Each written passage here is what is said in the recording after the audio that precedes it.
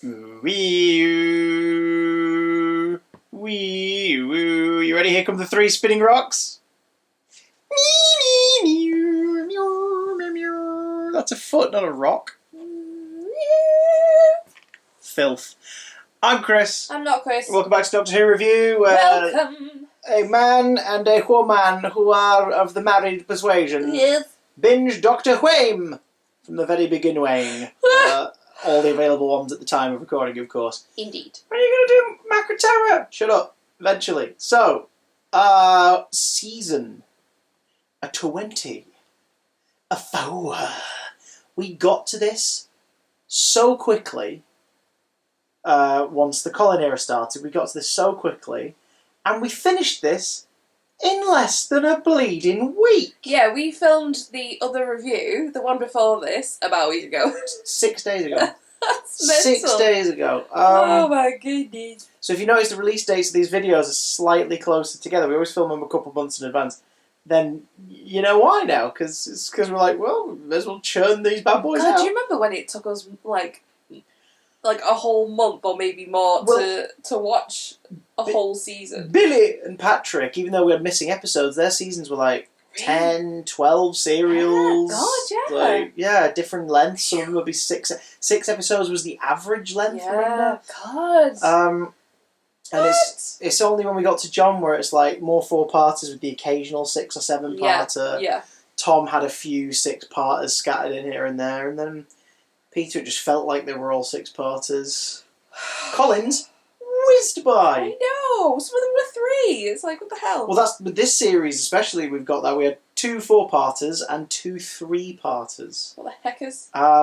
Starting with Time and the Rani. Now, what did you think of Colin's wonderful regeneration scene at the end of last Oh no, they didn't do one. They didn't do one in the last series. Okay, what did you think of his incredible regeneration scene this series? Oh, he wasn't involved. Oh no. Yeah, after being fired, then asked, "Do you want to come back to your regeneration, Colin Baker?" And I think we both stand by him on this. Quite rightfully, went, "Jog on." F off. F off. It was really strange. Come on, Colin. It'd be really sweet. Sweet. Sweet. Anyway, yeah. I'm not Perry. Don't speak to me like that. Sorry. I think I said it in the last video about how weird it was that it was as if he just jumped in the TARDIS with Mel. It was like, carrot juice. Carrot juice, Karen. And yeah, it didn't feel like the end of a series. Oh no, it felt like the end of a series. It felt like the end of Trial of Time. It didn't feel like the end of a Doctor, because obviously it wasn't supposed to be, was it? No. And this story, it was like, hey, you remember this Doctor, don't you? Yeah. Even though you see him regenerate. How is it that the Doctor survived that, but Mel didn't even have a bruise? What did you mean how the Doctor didn't survive? Yeah. I mean, yeah. Sorry, yeah. Yeah, because, script, that's why. They panicked. Yeah, it's on the DVD itself. They refer to it as. Let's see what they say on the DVD. They refer to it as violently wrenched out of time. The TARDIS is brought crashing down onto the planet Lacursha by the villainous Rani. Caught within the maelstrom, the Doctor is forced to regenerate. What we see is BS. Well, we get a pre-title sequence, which is super rare at this point. It's not 2005 yet, but we get a pre-title sequence. With the TARDIS getting shot at, like the beams like zap it in the middle of the time stream, and I thought you said beans. Then. It goes crashing, and you see, obviously not his face, but you see the Doctor like flung to the floor as the console like, and the whole room shakes and melts. It does well. Flies to the floor, and but it's not violently wrenched from the time vortex. No. The Doctor is forced to regenerate. No, we see him fall over, and then. When is it the Lacurtian that's with the Rani at first? Yeah. One of the scaly guys. Yeah. The Lacurtian turns him over. He's just like, "Oh, he's regenerating." I mean, it's Sylve in a wig, but he's regenerating. Sure. Yeah. He's got some super noodles on his head. I guess because it's a close-up shot. There's no point getting someone the size of Colin and trying to merge the two shots, is there? You may as well just do like Sylve. Do that. We'll make your face really light. Then lie still. We'll pull the wig off your head, and we'll keep rolling. Like that's what they did. Ridiculous. Now, before anyone else puts it in the comments, because people are absolutely going to put it in the comments, because you're all fans and pedantic like I am, I've heard the Sixth Doctor: The Last Adventure from Big Finish. Big Finish isn't canon, No. but it is if you want it to be. That's the fun of extended media. It's canon if you choose it to be. So it can be canon, and it doesn't have to be canon. However, it's a pretty fun goodbye. I explained it to you briefly, didn't I, off camera, like what happens. It's a 4-part adventure with the Doctor and 4 of his, because obviously he's had more companions in the audios, 4 companions, and there's an ongoing thread with the Valiard, and eventually a final face-off where the Doctor has to sacrifice his life to win out. And as he's sort of going away, there's a lovely little Scottish voice is telling him it's going to be all right. And you're like, oh! Oh, yeah. So, like, the impact of the crash is sort of coincidental. It happens as he's already dying internally. But it makes me wonder, what was he doing? Was he just stood there, like, drooling, like, not moving by the console while he had a mental battle? Do you know what I mean? And Mel's just like, Doctor, what's wrong with you? We're getting shot at. Wake up, you prick. You're going to regenerate. So it kind of sucks, but at the same time, the story uses it to its advantage, because the basic plot is the Rani crashes the TARDIS down on the planet Lacursha. So the Rani returning from Mark of the Rani. She's up to no good, making trouble in her neighbourhood. In this case, she's dominated the Lacursians. She's allied herself with a species called the Tetraps, these big psychic multiplied bat things, with this feral ones of them that live in the basement. They never really explain that in the story, what that's about, or like the goo's their trough. It's a trough room, but they don't need to. It's got the Rani in it. Yeah. So she's gathering geniuses from throughout time, because we see Albert Einstein, we see academics from different planets and different timelines.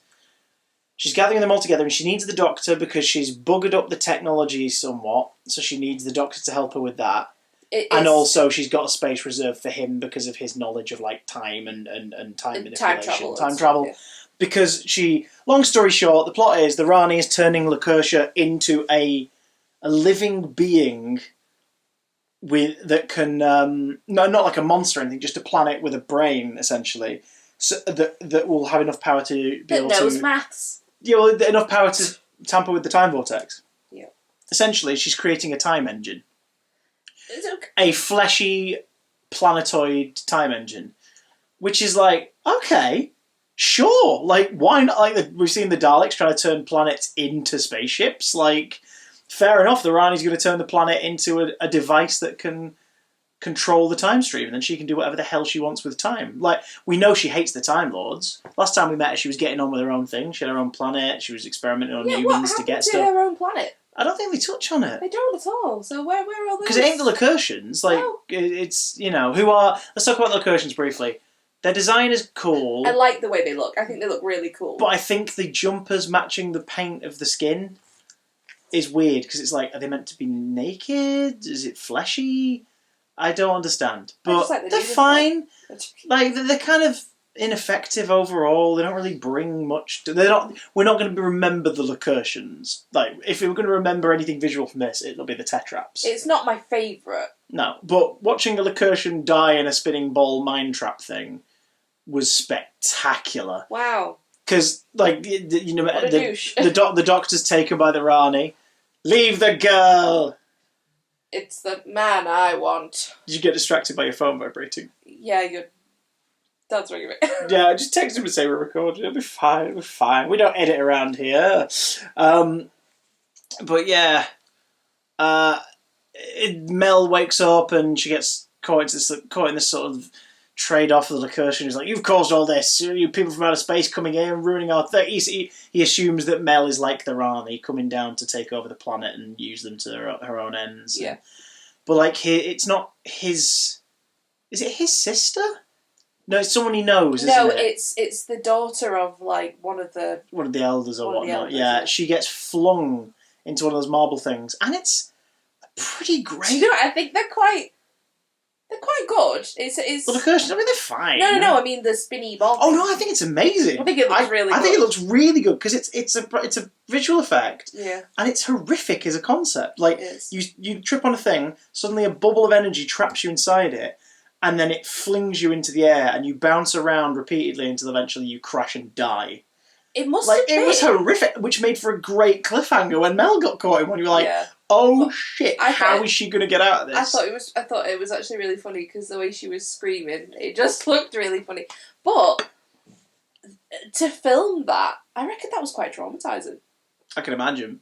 It was like a teacup ride that's spinning round, but instead of a teacup, you're in a ball. Big old ball. Mel, very proactive in this. She gets captured a lot and she gets to scream her head off a lot, but she also is never sort of screwed. She's always trying to find her way out. She's always defiant. She never bows down to a bad guy. She always argues back at them and tells them they're a piece of crap. Which is really, really sort of, okay, you could die right now, but you're dying after telling them that they're a ball bag. So good on you, Mel. So yeah, ultimately it's all resolved when the Kirshens have the threat that was threatening to kill them taken away. The Tetraps is spooky, blowy uppy, blah blah blah. Was there a Tetrap that melted, or am I imagining that? There's one that's covered in goo or something, or am I imagining that? I'm probably imagining it. Oh no, I'm thinking of this on Taran from last two of the series ago. Covered in green goo. Yeah. But so that's all well and good, but there are two main reasons to talk about this story. One is Kate O'Mara returning to play the Rani. I don't rate her in this compared to the first one. In terms of the performance as the Rani, like the first one, she's more interesting. It's like, here's a villain that even the Master's like, yeah, I'm kind of impressed by you, but like, you're also an idiot. And she's like, well, you're a frickin' idiot.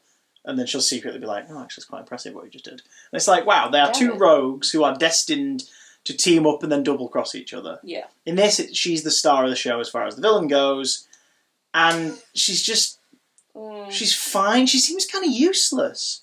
I can't figure out this puzzle, so I'm going to get the doctor to come here and do it. And then once he does it... I can't fix this thing, so I'm going to get the doctor And then once he does it, she's like, oh, it was that. And it's like, you probably could have spent 5 minutes and figured out what it was then. It seemed like a massive... Especially when it was a technical thing. We know she's a chemist. It was a technical thing to do, but it was about a material and how it degraded. Surely she would know, like, the difference between that sort of stuff. And what she needed, she had in her TARDIS. It was that orange kind of... The honeycomb or whatever. Yeah. It was like, what? But she spends most of it as part of a ruse to confound the Doctor, in disguise as Mel, taking advantage of his post-regenerative amnesia, and also the fact she basically, like, drugs him so that his memory takes longer to come back.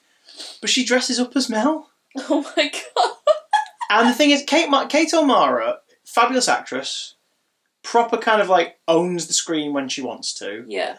And is, like, she's stunning. She's gorgeous. You know what I mean? Well, no, but, like, no. But she's gorgeous and has a very distinct look. Wait, you've married her? I have. Oh. Yeah. Like Kate O'Mara? Yeah. Surprise. Wow. Hi. So, but you know what I mean? Like, she's got a very distinct look. She's got a very striking, very beautiful face. Yeah. She does not look exactly like... oh my god, I'm having a moment. Mel, Bonnie Langford. Bonnie Langford has a very very sort of soft, like soft face. Like, she's cute as a freaking button, but she's like, you know, she's got very very soft face, very round face. Like, you know, what one is like Hollywood diva, and the other one is like adorable pixie woman. I thought they don't visually look like the same person. So looking at her dressed as Mel was just painfully... It was quite horrifying. Painfully awkward. I think of... There's a picture of it anywhere. We've got the VHS, by the way. Shout out to our lovely friend Tom Rees Kay, who, when he found out this was the last story I wanted to purchase when completing the collection, sent me a package a week later containing the DVD, the VHS, and the Target novelisation. Thank you, lovely boy. We're so annoyed. Well, we're not, because we completed it sooner. There she is. Just doesn't, like... There's Mel. I think of the Rani as like a panto villain. Yeah, well, she's a little less moustache twirly than the Master. Like, Ainley's Master's a bit more sort of like... No, Yeah, but no, like her, like the way she looks. You must go into the cave and bring me the lamp, Aladdin. The way she looks, yeah, there is. You know. And she's the Wicked Queen. Yeah, and I think of Mel as like the Snow White of the thing. Yeah. And it's like, no, that doesn't work. That does not work, guys. The Wicked Queen was an alchemist as well. Well, it's just Snow White, isn't it? This whole story is about this whole White. Film, this whole movie film. Shut up, I'm tired. Is Snow White from the Seventh Doctor. Snow White and the Seventh Doctor. Oh my god, that was hilarious. I felt tricked and I felt personally attacked because the first Rani story, the Rani story, Mark of the Rani, loved it. Rani. I thought that was well, he didn't say that. I thought that was great fun. The Mark of the Rani. I thought Colin said it. that was this one, and so I obviously knew a lot about it, having heard about this one, how ridiculous it is, and Tom sending you the lovely care package. And so when it started and it came up, Mark of the Rani, the time of the Rani, this one, I was like, you didn't prepare me for this. I do not feel mentally prepared to watch this garbage. And I was, I don't want to say pleasantly surprised. It was fun. It was it's not fun. Great, but it was much better than I thought it would be. She's not being held at gunpoint, or rather like at killer insect point to say that. Yeah, do you remember those killer insects that we see stinging people, but we don't actually see them at all, and it's really weird. They're just lights. It was barely even that, was it? It was just like, these killer insects. Like, what? Yeah, you see them with like computer-generated dots or something. True. And it was like, are they meant... Oh, they're bugs. Oh, Mel gets to use her technical wizardry because we see her disarming the anklets that are going to kill everybody. Yeah, that's true. Which is quite cool. Because she's a computer... She's computer sciences is her thing. Yeah. The giant brain practical effect was great. Yeah. With like the tendrils of the nervous systems on the brain, that looked really good. And then when the doctor's eventually like plugged into it, and he starts like having a conversation with everybody in there. That's funny. Yeah, it was quite funny. And the Rani's like, no! Shall we talk about him then? Little Sylve. Little Sylvester. Just bit my mouth. For God's sake. This isn't his finest hour, and it's not really his fault. Because this series, the Doctor is very much just this weird, pleasant clown man. Sometimes to, like, entertaining effect. Sometimes sort of, what are you doing? Kind of effect. But he's always going for it as a performer, so you can never really fault him. Always feels like he's going, no, I want to entertain whoever's watching this. I want them to be entertained. I immediately thought of him as the Doctor, though.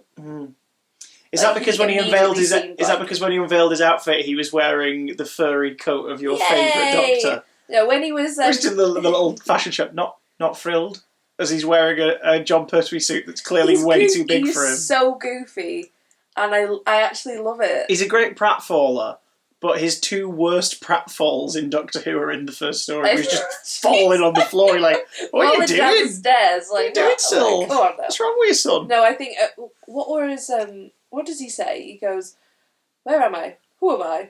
And who are you?" Yeah. I thought, that's amazing. It made me laugh. Yeah, this is also sort of not really the birth of, but I guess the first one that's kind of like, I'm trying on outfit. Like we've had it a little bit. Like we had Tom. Yeah, but he was like a bloody, like a Harlequin and a Viking. You're just like, what are you doing? He was. And then Peter sort of like dismantles Tom, and then he just starts putting crickety things on because they're near the mirror. Why a cricket? Because John Nathan Turner.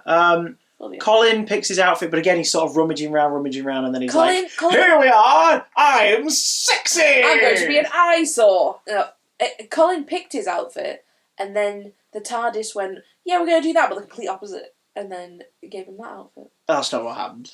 That's what Jonathan Turner did. That was the joke, dear. Don't call John Nathan Turner the TARDIS. One is a magical, whimsical thing that takes us on an adventure through time and space. And the other's the TARDIS. This is like Castrovalva and Twin Dilemma. We're kind of cementing the idea now that after they've regenerated, they're not quite ready yet. But unlike Castrovalva, where he's just laid down a lot in a box or in a room, or Twin Dilemma, where he's throttling Perry and deciding to become a hermit, and you shall be my disciple. In this one, he's just not quite ready, and his turn of phrase keeps getting buggered up, which is a bit recurring. That happens a couple times in the other stories this series. We sort of, like a bird in the bush is worth two in the field or some shite like that. I don't know. I don't hate Time in the Rani. I don't hate it either. It's naff. It is really naff, but it's not the greatest start. It's not my least favourite of this series, so that says a lot, really. So thank you, Time in the Rani. Get out of here, you bugger. Who's next? Build high for happiness, Boo. Paradise Tower. Build high for happiness. What happens in Paradise Tower? Paradise Towers. The Doctor and Mel arrive. Where? At Paradise Tower. It's clever, that, isn't it? And they are accosted. How dare you? They are playfully profiled by... the Red Kangs.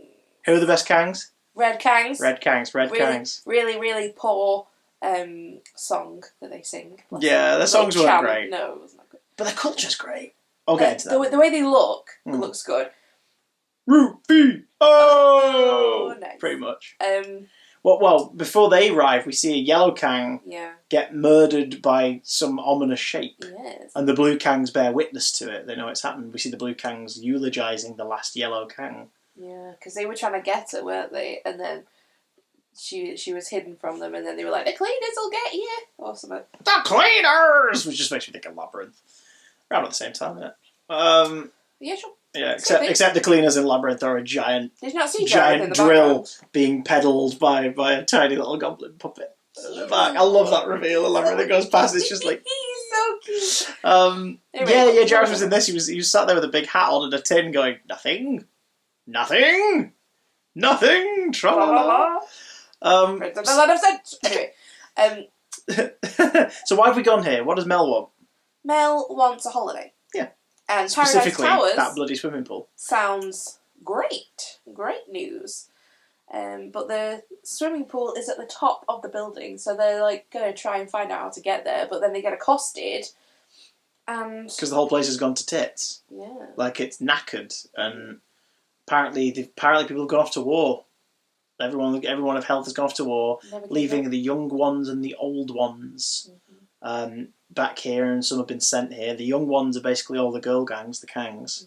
The old ones are... called Fire Escape and Doorstop. Yeah, I love that. Because, how else were they going to come up with names? It's likely they were all sent here when they were super young. Was it Bin Bag? One was Bin Bag, yeah. So you've got them. You've got the oldies, like the people who live within the tower. Which are just old people living in the tower, but with a menacing purpose. Yeah, well, two of them specifically, yeah. Although it's suggested that there are others on the other floors. And there's caretakers. They're caretakers. Some of them are going missing, and they're like, what the heck is going on? Well, who are the caretakers? What's their role? Caretakers are essentially like officers of the peace or something, aren't they? The security for Paradise Towers. Yeah. But they're very... Officers of the peace? Who do I think I am? They're very strict. Yeah. Led by the chief caretaker, played by Richard Briers, who is having a whale of a time. To be fair, all the caretakers are great, but he, of course, is a standout. He eats that cedar. He devours it. It were 2 for 1 at Domino's. Yeah, and some of them are going missing, and he seems like he's going to go and investigate it. When actually he goes down to the basement and he starts speaking to somebody or something. And we find out that what he's speaking to is causing the disappearances of the caretakers. They're being eaten by robot cleaners. Yeah, the robot cleaners are... They look like something out of Robot Wars. Well, we think they're eating them. That seems to be the implication. And that this thing in the basement that the chief caretaker is looking after is they've made an arrangement that he can eat. Daddy. It can eat the strays. Ugh. And yet we realise later, no, what it's after is a body. It needs a good body. And in the end it realises, no, only a living body will do, which is why the chief caretaker is brought down. Because the thing in the basement is a machine containing the mind of Croagnon, who was the Architect. chief architect. Yeah, the great architect. Sorry. Paradise Towers. Yeah, the Doctor reveals quite late into the story, but when you watch it in one sitting, it sort of works fine.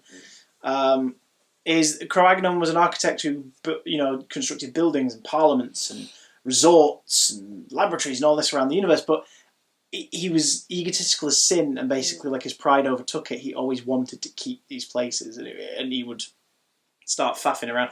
Essentially, imagine a mastermind who builds lairs who won't go away. So it seems that eventually they drove him out, and he got buried. The implication is he was buried possibly at Paradise Towers, because it was the last place of his that was finished. But now we know that they stored his mind in the machine, probably because they were like, oh, we might need him one day. So he implants himself into the body of the chief caretaker. Along the way, we meet two old biddies who try to eat Mel. Yeah, they're cannibals. Which is terrifying. And the scene where they get her is really scary. Yeah, it is, yeah. Again, this is probably Bonnie Langford's most interesting story, and the one where she gets to do the most. I'll give it to Bonnie Langford. She has a fantastic scream. She bloody well does. And yeah, you fear for her life. Like, she's tied up in a crocheted blanket. About to be stabbed up by some old biddies who are going to, like, eat the meat off of her bones. It's like, this is actually quite creepy. So that's weird. You have Pex, who's sort of the self-proclaimed superhero of Paradise Towers. I'm Pex. Who seems very childlike. He keeps going on about, like, I'm Pex. I'm here to save Paradise Towers. And it's because we eventually realise that Pex tells Mel that he's like, yes, it was my destiny to look after Paradise. And she's like, right, well, okay, as long as you help me out, that'll be fine. And he's showing off his super strength because he has, like, he's got the guns. He's worked out. He can crunch metal in his arms and everything. We find out from the Kangs. Break a lamp and we find out from the Kangs that he actually was sent to war, basically became terrified and smuggled his way back to Paradise Towers, and is now trying to repent by being a superhero. And it ain't freaking working for anybody. And ultimately, it gets resolved because the chief architect is... the great architect, now in the chief caretaker, played by Richard Briers doing his best zombie Frankenstein's monster impression, is defeated when the Doctor tricks him into the Red Kangs' lair full of explosives, but he nearly doesn't quite get him in, and Pex, and is an actual final act of bravery, saves everybody by using himself to push the chief caretaker into the room, and they both die in the explosion. Well, at first... And he gets a hero's death from the Kangs afterwards. At first... Not hero's death, he gets a ceremony to celebrate how much of a hero he was. Yeah, that's the one. What are you talking about? Oh, flame it down. What year is this? What year is this? Madam, what year is it? At first they think that the Doctor is the great architect. That's what the caretaker believes. Great architect. So there's a scene where they all live by the handbook, don't they, essentially? Yeah, let's talk about the minutiae. That's brilliant. They have the caretakers have the rule book, and they're so strictly adherent to it, to the point where they don't even have names, really. Their name is like, what was it, caretaker 24386B.524 stroke section 735, and it's just like, oh my god, Richard Briers remembers all that and delivers it with such conviction. Just call me Brian. Just call him Keith. But yes, like, they live so strictly by it that the Doctor, like, flouts their rules. When he's put to death, essentially. Yeah. Oh god, the bit where he's like, oh, no, I can't. Can I have a look at your book? And they're like, no. And he's like, well, I'm going to die anyway. Well, they give it him as a last request, don't they? This is his last request. So he looks at the rule book, he's thumbing through, he's like, oh no, that can't be right. That can't be right. They're like, what is it? He's like, well, no, it must be a mistake. I don't want to embarrass you, man. Like, there's no mistakes in the book. It's like, oh god, well, if you really want... Alright then. So if caretakers are monitoring a man who's been put to death, they have to get up from where they're sitting. If he's had to wait for more than 30 minutes or something, they have to get up, stroll forward, close their eyes, and they do it because obviously they don't want to be proven that the rulebook is false or ridiculous. It's so good. McCoy is great in this. He is. He's so good. He's so lovely with the Kangs. You can see how compassionate he is because he's a bit scared of them because they're a bit frightening, but eventually he starts to realise that, like, these are young girls who've been left to their own devices. Yeah. Like, this is nuts. So you see him get a little kind of paternal with them, and it works really well. And he shows them that something that they thought was, just like a piece of the enemy's technology or something It was actually a vending machine. Turn round. He gets the pop out. And they'll share the pop. And they're all like, ice hot. Ice hot. Ice hot. Their slang is great. The Red Kangs are sort of like the Lost Boys meets the Droogs from A Clockwork Orange. That's like, what you said, yeah. Like they've got the slang and everything. Like they're very and to the point where by the end of episode 2, you're like, oh, I get it. I get that bit. Or like, and you don't have characters explaining it, but it's written well enough that you piece it together quite quickly yourself, and you're like, oh yeah, okay. I really like Paradise Towers. I do. Including the big yellow crab thing in the pool. Oh god, yeah. I got serious peach tree vibe. Not peach tree. Yeah, peach trees. Is it peach trees? From Dread. Yeah. It's either the director or the chief storyboard artist or someone like that on the film's production for Dread had cited Paradise Towers. You could have literally put Judge Dredd in it.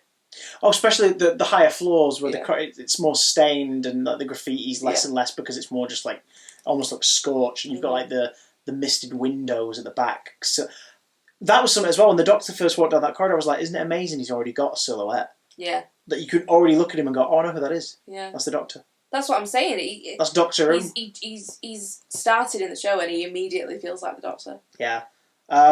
This is Mel's last great hurrah, really. It's not a last story, but it's the last time that she sort of gets a lot to do.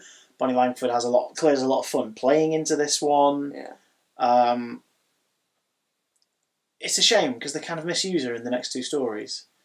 Because Mel gets a lot of flack, but I think she gets a lot of flack because she was one of the last ones, so everybody just kind of has a problem with it. Right. Yeah, she's a bit too peppy. Yeah, she's a bit kids' TV, but this is a kids' show. Mm-hmm. And if the stories are grim and scary, sometimes you need a character who's much more like light-hearted and open and fun and cartoony for a kid to feel safe. Do you know what I mean? Mm-hmm. Like, could you imagine, say, like, Tegan in the situation where a woman's going to cut her up?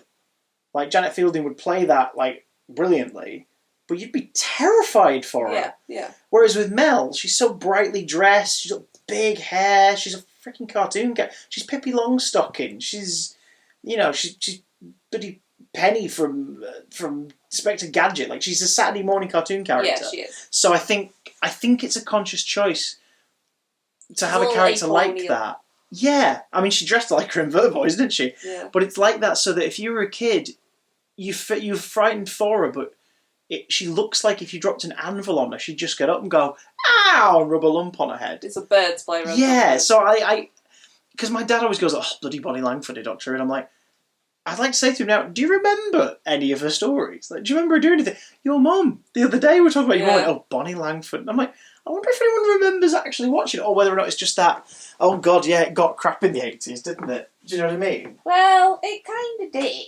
Yeah, but I mean, she's not... Ooh, light change. She's not my favourite by any means. But I don't think she's bad. But I don't think she's as bad as... Well, I don't think she's bad. I don't think she's bad. Turlo and Adric. Oh, they're at the bottom of your list. They still are, aren't they? If people don't think that they're bad, I don't trust people's opinions. Paradise Towers. Good. My favourite story of the series. I enjoyed it. I really, really enjoy it. Now on, spoiler alert, to my least favourite story of the series. Delta and the Bannermen. Let's talk Delta and the Bannermen. Delta and the Bannermen. Princess Delta, baby thing that's green and looks like the creature from the movie Ghoulies and then turns into a baby in a onesie. They arrive on a planet. Well, they're running. Well, the basic premise for them is they're running, and the Bannermen are after them, who are band of mercenaries who are there to kill her and the child, because it's all about like the. Is that how it starts? It's all about that's the first thing you see, because it's all about like the Gavrok and the Bannermen. It's all about the future of their race and their planet and that, isn't it? Like the species needs repopulating properly. You were tuning out at the beginning, not because you were bored. You were just like not paying attention. I was like, "Boo! This is important. This is important." I just remember when the Doctor and Mel arrive on.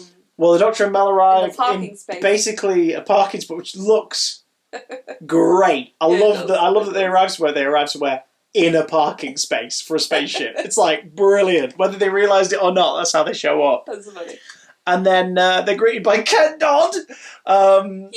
Just Ken Dodd. Just Ken Dodd. Just cuz.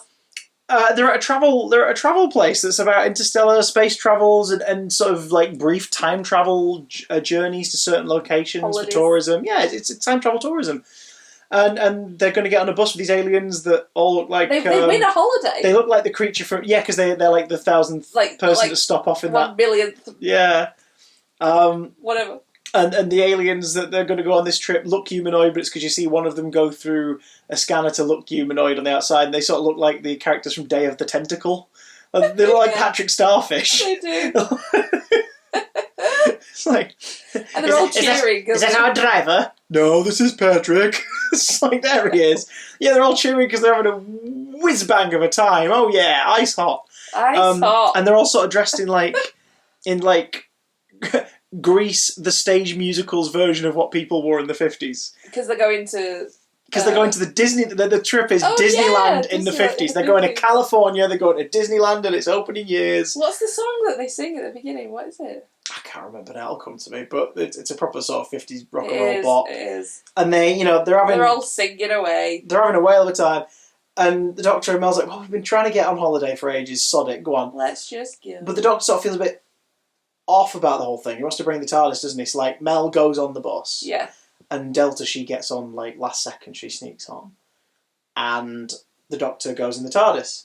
Which is a good job, too, because the bus gets, like, attacked by sort of meteorites and Lord knows what, and the TARDIS helps steer them away. Yeah.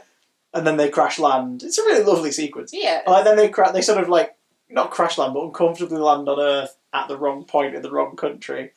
And the Doctor just appears next to me. He's like, "Do you have a good journey?" It's like, oh, shit. They don't arrive at Disneyland. They arrive at a holiday camp in Wales called Shangri-La.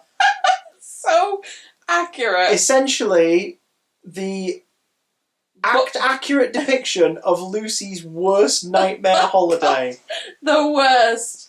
Oh, God. Give us a cottage to sit in, or like a Airbnb to sit in and read and go on little walks out and trips around the area. Perfect. Give us. We're not as big on this either, but like give us a hotel in a sunny country where we can sit by the pool for a week. Yeah. As long as we can read and have some interesting food and drink, we'll be happy. Give us a theme park holiday. Hell yes. In a different country. Let's go. Let's really go. Give us a hotel in an interesting city like Edinburgh. We'll go for a mooch and we'll have a nice time. Oh yeah. Do not, for the love of God, ever put us in a holiday camp. Oh my God. It makes me sweat thinking about it. That's my worst. Like Butlins.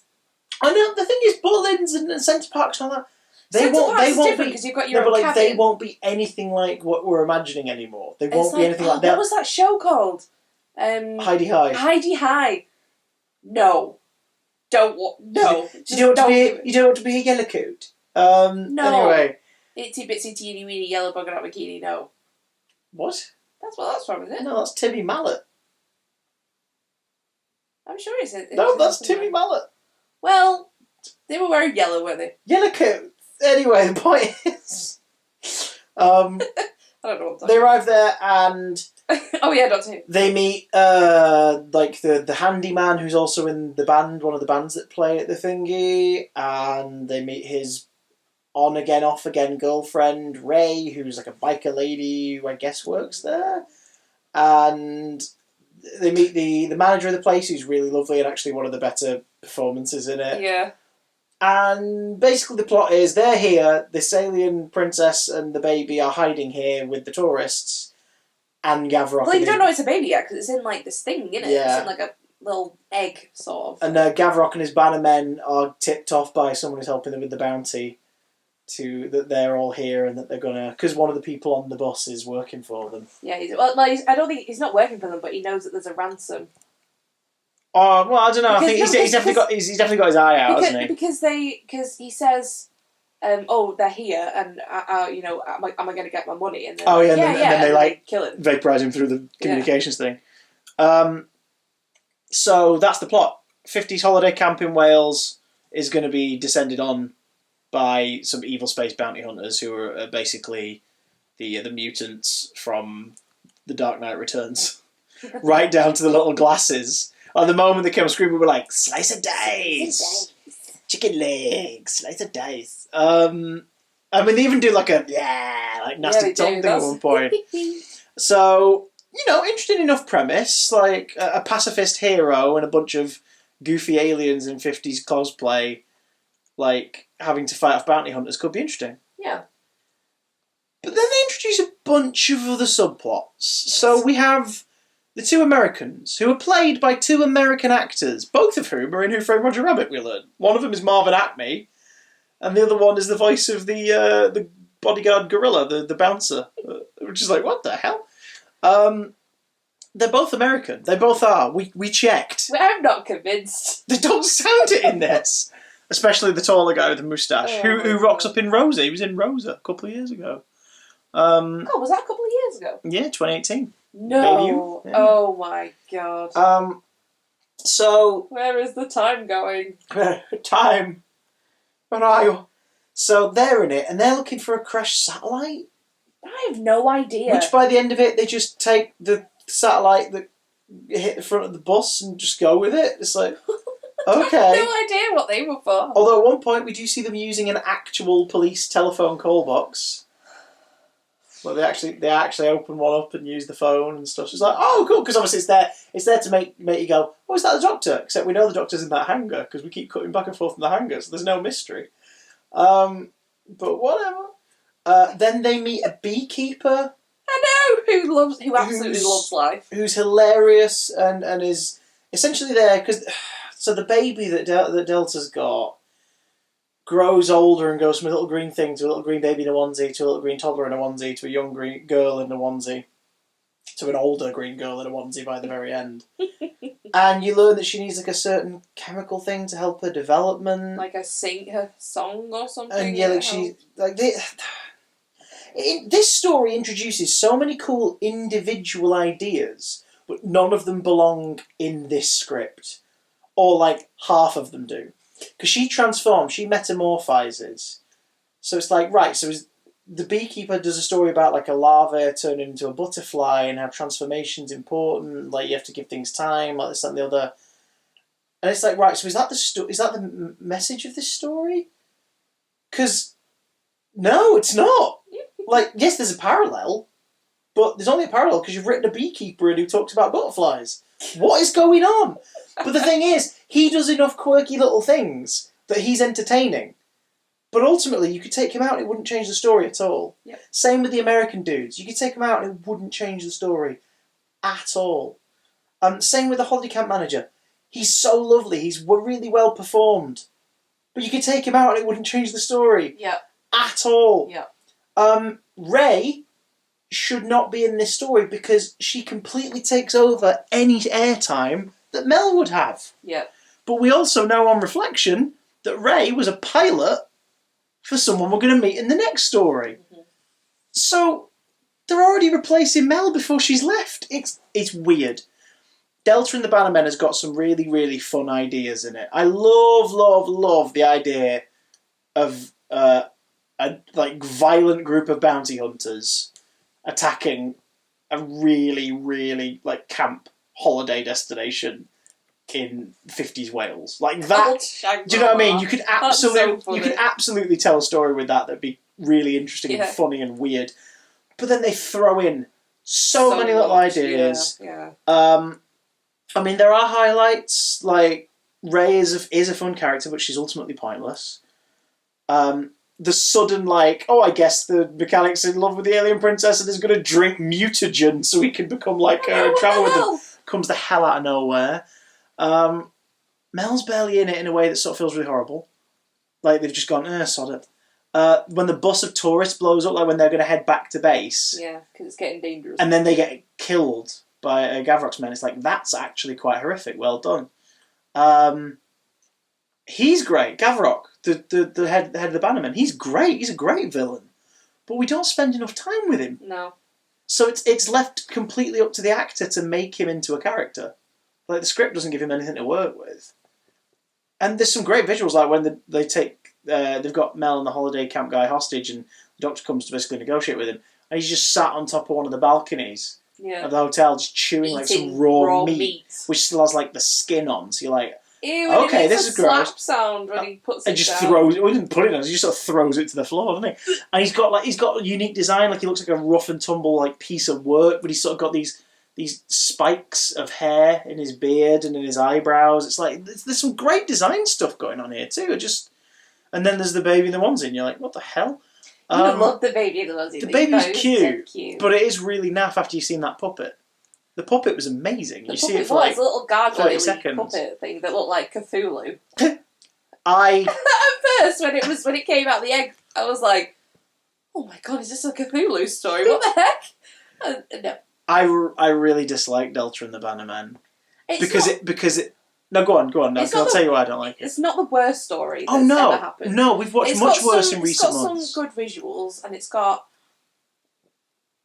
the Doctor in it. he's great. McCoy's great in this. My biggest problem with this, I feel like it wasted my time. Oh no! And it's only 3 episodes, so it's not even a full-length serial. But I just come out the back of it going, what was the point? And yeah. Even though, which is a wasted opportunity, because it has one of the darkest things ever in it. Cuddly, beloved, household name comedian Ken Dodd getting shot in the back in cold blood in a way that's clearly agonising because of how he screams. Well, he hammed it up, and he was loving that. But he did, but he didn't play it like others have done, where they're like shot by a Dalek and they take ages to fall over. Like he properly. We forgot to talk about that when we talked about Revelation of the Daleks, when the secretary guy is shot and he's like, ah! And then he turns to his boss and they have a moment and then he dies. You're like, what? No, like, but do you see what I'm saying? Like, Ken Dodd is not going to be playing at this point in his career these kinds of roles where he'll get murdered.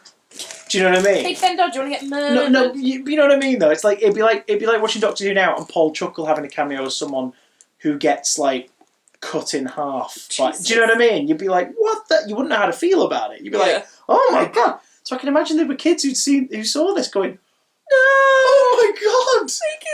Because he's very blatantly being Ken Dodd as well. It's not like he's heavily caked in makeup or playing it very differently. He's not even got a different accent. They've employed him because they want that jovial, silly, lovely, like sort of vibe coming from him. I guess if you think about it this way, it makes the villain more villainy. True. But that's why I feel like it's a waste. 'Cause it's like, what a great moment. Shame that it's in a story that just does too much and yet nothing at the same time. Maybe they were so focused on the fact that they've got Ken Dodd in it. I don't think that was the main problem. I think the main problem was just too many kooks. Speaking of kooks... That cover looks great, though. Oh, it's great, yeah. The covers are usually done by Clayton Hickman and Lee Binding. It looks really good, that. I mean, based is Mel on the era. On it? Is Mel on the cover? No, she's not. Well, she's barely in the story, so I just wanted to see who it was who'd done it. There's usually a little credit on the back. This one's a Clayton Hickman. It looks great. The person I regenerated from in Time Team. We decided that canon. He was in the previous Time Team. When we chatted about it at a thing, he was like, so I think I regenerated to you. And I'm like, fair enough. Fair enough. Can I have your residuals? So... Dragonfire, another 3-parter, last story of the series. Notice the lack of Mel on the cover. Weird that, considering it's her last story, and she should probably get something to freaking do! Is she on any of these? I think she's on Time in the Rani? She's not on Paradise Towers. No. Is she on the front Time in the Rani? No. Wow. She's not on any of them? Mel's been shat on here. What the heck? How bizarre. She must be on Terror of the Vervoids. We have to check after this. But anyway, so... Because I know she's not on the Ultimate Foe, because that's got the Doctor, the Master and the Valeyard on it. I'm actually shocked. I can't believe it. 6 stories with Melon, she's not on the cover. Oh my god, can't believe it. Dragonfire, we go to... I'll double check the name of the planet, but we go to... It's called the Ice Planet, isn't it? It's called... Ice World. Farm Foods. No, it's... Iceland. No, it's Svartos. Oh. Svartos, which is basically... We discussed it, didn't we? It's IKEA if IKEA was farm foods. In it though, like people are buying freezers and food from a planet that is like sub-zero temperatures at all times. Like that's the trick of this planet is it's a freezing asteroid of a planet, and people buy food and freezers and refrigeration stuff from it. But while they're there for that day out to see it, there's also a cafe. So like IKEA. Oh, I'm starving. I don't really want to go furniture shopping. Right, well, you go downstairs, buy yourself some Swedish meatballs, and I'll go looking for what I need. Great, thank you. It's that kind of... Which I sort of appreciate. That's what you wish I'd do, isn't it? No, but I don't mind IKEA. What? I don't mind it. You take that back right this second. I've changed as a person. I honestly don't mind it My main bugbear with IKEA is the layout, not the shopping. Who are you and what have you done with my husband? I'm a better man. I'm trying to improve for you. Oh my god. Oh my god, Boo! Wow, you make a change to try and, sort of be better and you get criticised for it. I'm not criticising you, I'm just shocked. I've just realised that there's no point hating IKEA when I can hate people who refuse to wear masks even when they're healthy enough to do it. Yeah, that's fine. Anyway, in the grand scheme of things, So, Svartos, Freezer Planet, cafeteria. In this cafeteria, we get a Mos Eisley cantina worth of aliens. Yeah, that's great, though. Which was great. The green-headed dude, the little dog-wolf puppet thing on his lap that McCoy goes over to tickle and it tries to bite him. There's some great visuals in this, and also just the idea that there's a little shop, because also it used to be a big tourist destination because there was the singing gardens and these crystal hives underneath it, but they're all ice, but they're out of bounds now, and you can't get to them, so it's they're restricted because it's believed that there's a dragon down there as well, that's hiding treasure, and that people get just killed, eradicated in the Dragonfire. That's the title, and the treasure down there and all this that and the other. So while they're at this canteen, they meet a barmaid / waitress there called Dorothy, but she goes by Ace because she hates the name Dorothy, and everyone calls her Ace because she keeps saying it. Who is from Earth? She's from Perivale in the 1980s. Like a suburb of outskirts of London, I think Perivale is. I'm not sure. No idea. But we'll get to it. Don't worry. Literally, we'll get to it. Oh. And she apparently got time scooped here. It was a mistake of.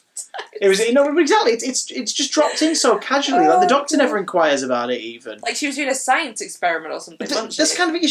She's faffing with something school because she's 16. But she says she's 18. She said college, didn't she? No, she's at school. Well, she might have just started at college. But remember the thing he says to her, how old are you? She goes 18. It's oh, okay. But she got zapped here. She's randomly on this planetoid and is dealing with it completely fine because she just hates her life back home. Hated her parents. Felt like crap. She's just sod it. Angsty teenager. Well, she doesn't have a mum or dad, so presumably she was adopted or fostered or raised by other members of the family. So she's got a lot of baggage and she's taking it out on people a lot. So this change of pace is enough for her to just go, yes, sod it. I'm working for an alien spaceship. I'm working in a shop. And that's the point she talks about. She was bored of everything. So she comes here and now she's bored of everything because the same kind of routine has settled in and she's sick of it. But they also bump into Sabalom Glitz, Hooray! Returning from last series. Glitz is here partially for the treasure, maybe. He's got a map for it, but the main reason he's here is because he's traded in his crew for credits. Yep. Who's he traded them into? A frickin' madman called Kane. What do they call them? They're not credits, they're... Oh, Christ. It's an old currency. It's an old UK currency. Is he? I'm sure it's a made-up one, but he still uses it. Grotzits. No, I don't think so. He trades them for Grotzits. That's the currency he trades them for. It's worth a few Grotzits. I thought it was like an... No. Not like a shilling. The battery's totally going to die by the time we figure this one out. Right. So, he's traded his crew in because he's an unscrupulous shitheel, his old Sabalom Glitz. As lovable as he can be, he's a lovable rogue, but he's still trading his crew. Yeah. Because Kane is underneath the ground. Kane is a being who's been here for 3,000 years, although he's only been awake for a period of a couple of years, I think it is, or something. He's started to build up his operation. Right. We learn that he was ostracised by his people for being presumably a murderous criminal, and was flung to this planetoid where they knew that basically he would, he'd be able to survive, but he'd be in stasis because he needs sub-zero temperatures to survive. Mr. Freeze. And he was sent there with his partner in crime, someone else who he worked with. She passed away. She killed herself. Or kills, yeah. And now he memorialises her with a statue that he talks to. Mr. Freeze. And if he touches you with his hands, you freeze to death. Mr. Freeze. So, you know what? Fine. Right there, boo. Sure. He's a rip-off of Mr. Freeze. And that's totally fine. Like, that's fine. Sure, go for it. A supervillain in Doctor Who. I love it when they do that. Why not? Go for it. Why not? He's recruiting an army. He's sort of like putting people in stasis, and it's kind of like brainwashing them or wiping their minds that they obey his thingies. He wants an army of mercenaries. Because his ultimate plan is he's going to go back to his planet and kill them all. But a certain series of events need to take place first, including getting hold of, I can't remember what it's called now, but that crystal. Yeah. Which the dragon is protecting. The dragon, as such, exists because it was put there to stop him getting to the power source he needs. Because it turns out the citadel here on the planet is a ship, and it's the ship that he could use to get back home, and the power source is what he needs to, fly from the planet. Yeah. So the Doctor and Glitz go searching for the treasure to pay off some of Glitz's debts, and Ace and Mel get to know each other. And then they go in to save the Doctor and Glitz, because, of course, they don't know what the hell they're doing. Ace blows shit up, because she keeps homemade explosives in deodorant cans. Because why not? Oh, that's how she was expelled from school or something, wasn't it? Because, the lab blew up, or whatever it was. Yeah. And the art room blew up. The art room, that's it. They didn't get it. I was just expressing it. It was an artistic expression. It's like, you blew up an art room, you mental. Maniac. But yeah, shenanigans ensue. We find the dragon. It's sort of like a H.R. Geiger alien meets a War of the Worlds tripod. Yeah, oh god, yeah, that's a really good description. And do you know what it looks like, actually? It looks like the aliens inside the armour in Independence Day, but 6 foot tall.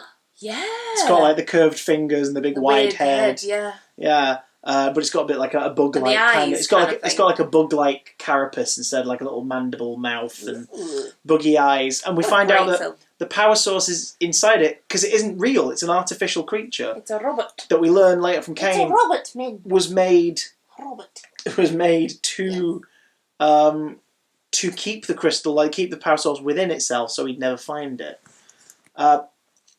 See, there's some great stuff. We see a hologram from Kane's home planet that spells out what's going on, so that the Doctor and co know what's happening. Kane's got his sort of lieutenant, because he's essentially been recruiting followers as well. Yeah. And she's been there. Oh, he's been awake for a few decades, because she's been there 15 years, and she's kind of sick of it. She sort of wants to leave. So when Glitz's ship is ordered to be destroyed by Kane, she countermands the order. Well, she asks him for the ship, doesn't she? Yeah, it's a gift, and he's like, "Oh, you want to leave me, do you?" Oh, you want to leave me? All right. It's like an abusive boyfriend. Yeah, it's creepy. And then you've got the other man who's working for him and stuff, who gets dispatched super easily, and it's just Kane's a nut job. And by the end of the story, they give him the power source. But that's when the Doctor, of course, he didn't know this all along. He's learnt it. He's realised it over time once he found out where Kane's from. But this is sort of the first example of the Doctor getting the villain to screw themselves over in a way, because he gets the power source. The ship takes off, so the citadel on the planet starts to move. And that's when the Doctor's like, just so you know, your people died in interplanetary war 2,000 years ago. 1,000 years after you left, the planet was gone. Yeah. You are the last of your people that is known in the galaxy. You have no one to take your revenge out on. What are you going to do? What's the next plan? What do you really have left? You talk about you for 3,000 years in frozen and not frozen and all this. You've been planning your revenge. What are you going to do? So the ship's already entered the atmosphere, and Kane just goes, sod it then, and opens the blinds and gets melted to death by the sun. It's horrible, but not gory, which we read the behind the scenes notes on purpose wasn't gory. But it also was that it was meant to be like a version of the Raiders of the Lost Ark moment. To the point where they wanted to cast the same actor, and it's maybe don't do that. Maybe don't do that. Much, guys. But it just ends basically with Kane killing himself, and then the people who I guess were still on the thing and alive are like, "Oh, I'm just going to put my teddy bear to sleep on the freezer. Oh, come on, little girl, let's go for a walk." You're just like, right, okay, what is happening? The reason I like this more than Delta is because there's lots of fun character moments in this. Yeah. There's the stupidest cliffhanger in the world, where the Doctor is just dangling over the side of the cliff holding on his brolly about to fall. Why did he because do he it? climbed onto a precipice that was unsafe for reasons. And we read it, and it's because, and it's clarified in the next episode when Ace and Mel go through there, it's because that's a dead end. but across, like, further down, there's light. There's like an entrance, so they need to get down. So that's where they're going to go, and Ace brings the ladder out of her bag. She's always well prepared. But there's nothing in the first episode to clarify. Was taken out, wasn't it? It was like a line's missing, or the way it's directed. Like, there's no direction to show that it's a dead end. So it just looks like the Doctor just starts climbing down a cliff and then nearly falls to his death. But don't worry, because a random girl called Clara shouts over to him, and it does absolutely nothing. We'll get to that eventually.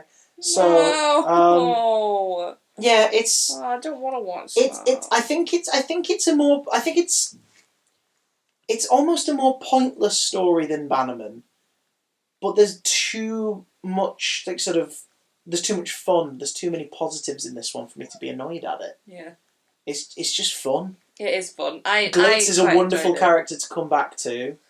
The henchwoman is great. The fact that, like, she catches them on the ship and the Doctor basically talks her out of killing the two of them, because he's like, I see that you don't want to do this. And there's the whole Cain thing. The biblical element is kind of mined, because, like, all the people who, like, work for him are given the mark of Cain. Yeah. When they take the sovereign. And there's sort of hints that maybe that's like a telepathy thing. Because, telepathy thing, because, like, when he's trying to coax Ace, it sort of looks like she's, like, in a trance for a moment, and Mel's trying to talk her out of it. So it's like, is it about him being ultra persuasive? Is it a power? Or are they just really egging on the fact that, he's got people to follow him because he's full on tapped into what their desires are, and be like, you will have this, like, come work for me, you will get this. And it's like, okay. You're lying.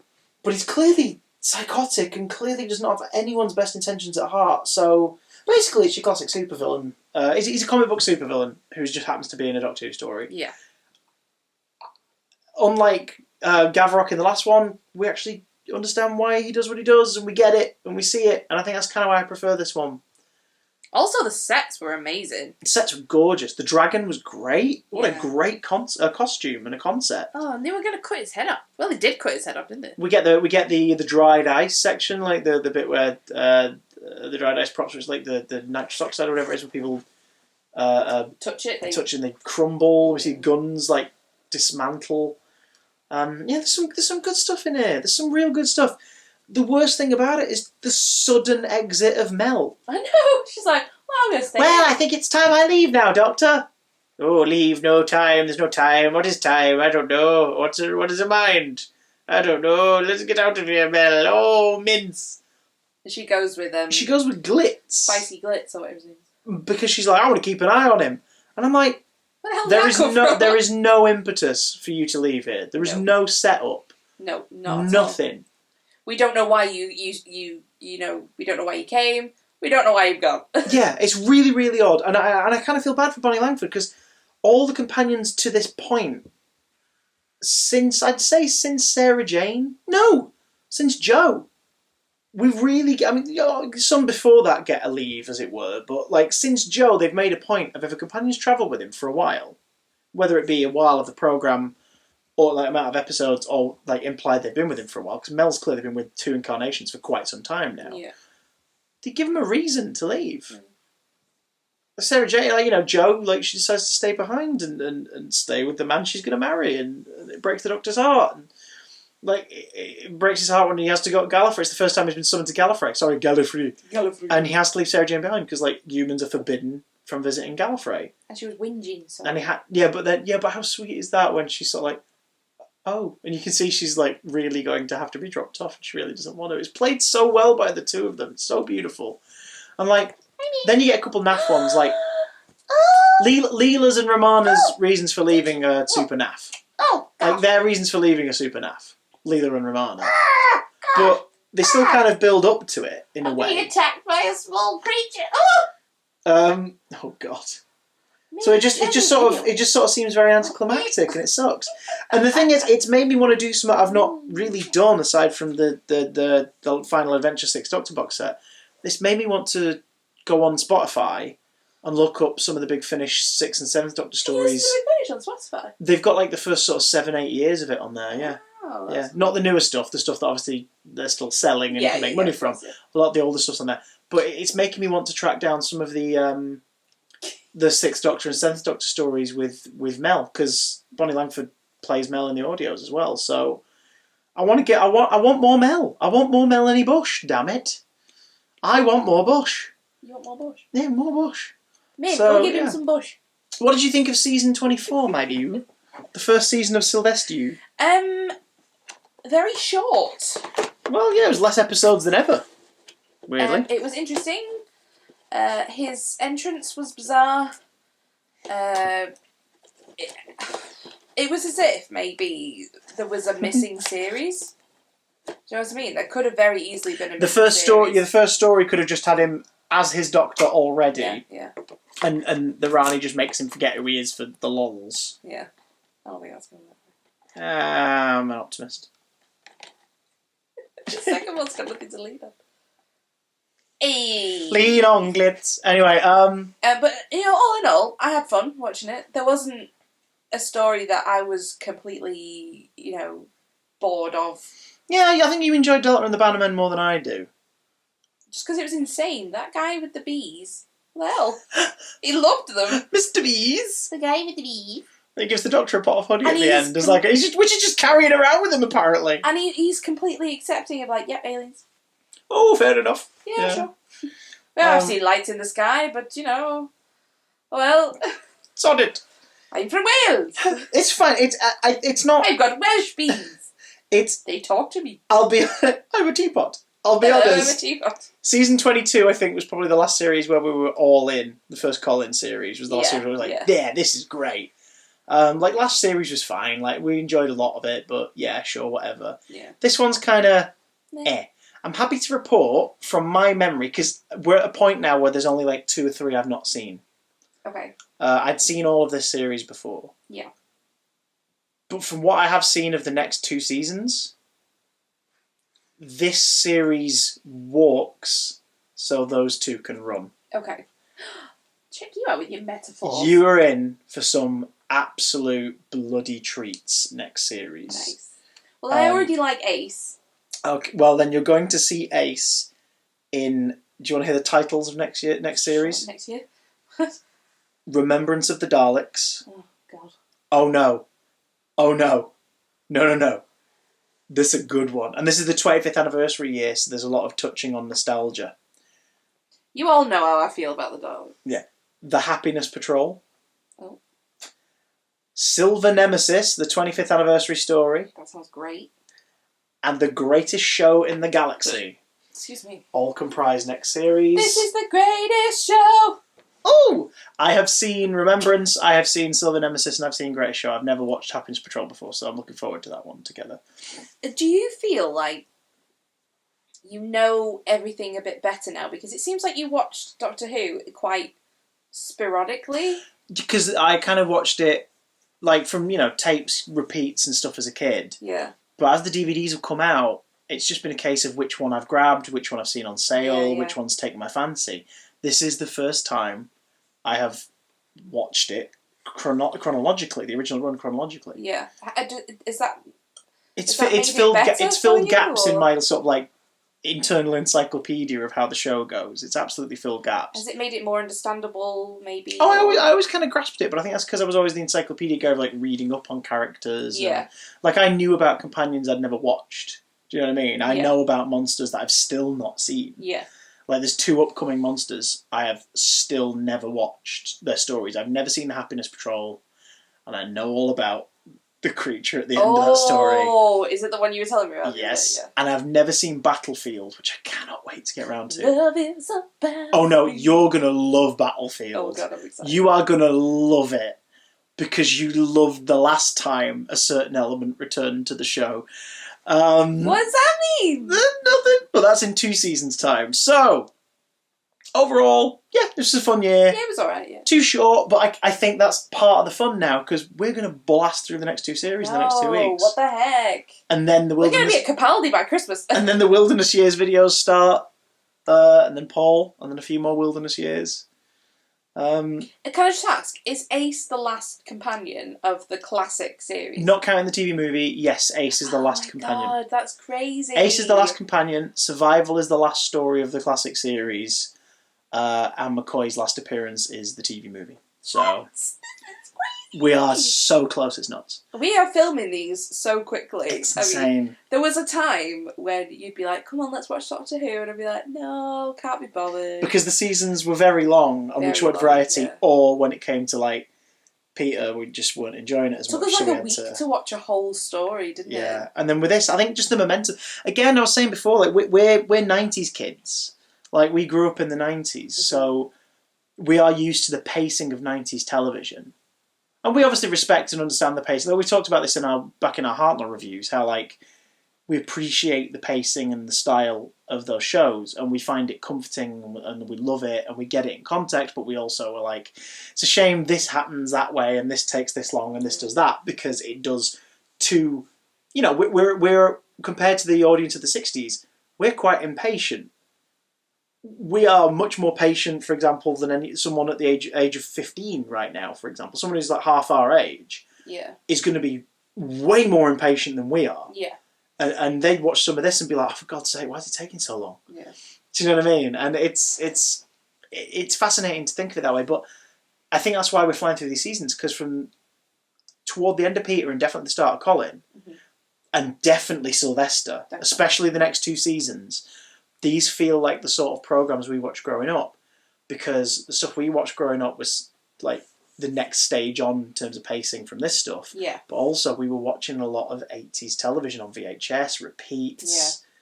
Yeah. You know, it's we're used to this style of, like, even the background music. We're used to this style of background music. We're used to programs using CGI in its infancy to varying effect. That's something we've not talked about. The bloody opening titles.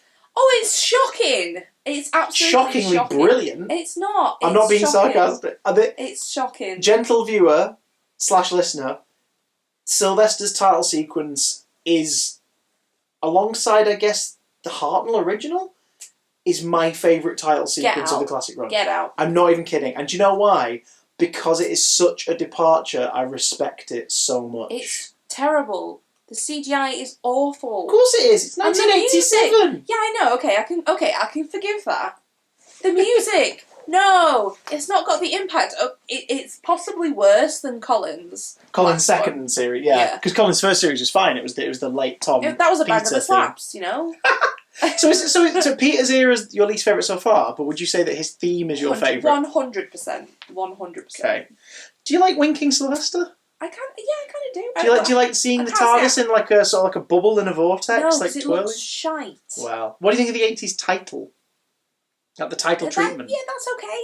Like it's font and stuff. Yeah, like Who with the Doctor's the Doctor's like a signature almost above it. If you saw that, that's what the books look like for most of the 90s as well. You would know immediately that is 80s. 100%. Oh, yeah. That's like the majority of the books in the 90s had that for the logo, and then a lot of the merch from the 90s adopted the Tom Baker diamond logo. I like that. I like the diamond logo. The scene here, and then later on they all kind of just decided to adopt the Pertwee, big blue, the one that you can see on the front of those, the big blue Who and everything. I'd say that's my favourite logo. Because the TV movie sort of uses like a slightly tweaked version of that logo. I'd say that's my favourite. The diamond, really? Yeah, love it. Okay. And you're Peter's wrong. Shut your face. Peter's sort of neon strip. The music. The kind that you'd imagine Selena Kyle having on her apartment wall before she smashes it. It says hell here for some reason. Yeah, I don't know. What does it say, that? Hello there. Who has that? That's stupid.